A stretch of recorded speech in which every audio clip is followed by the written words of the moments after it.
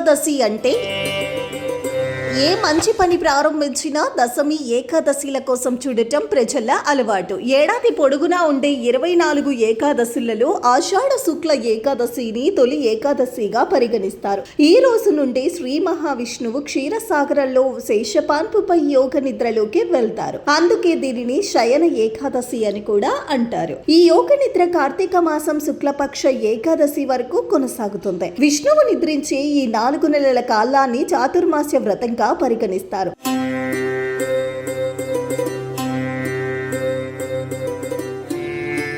తొలి ఏకాదశి నాడు పాటించాల్సిన నియమాలు.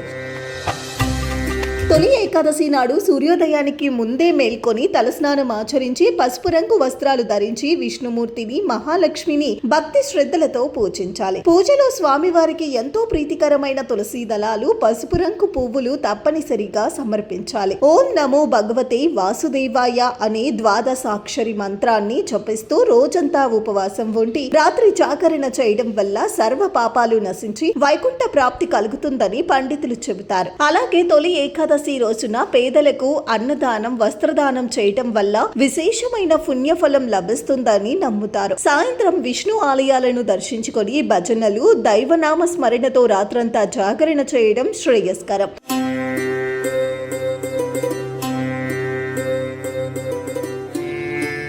తొలి ఏకాదశి నాడు చెయ్యకూడని పనులు.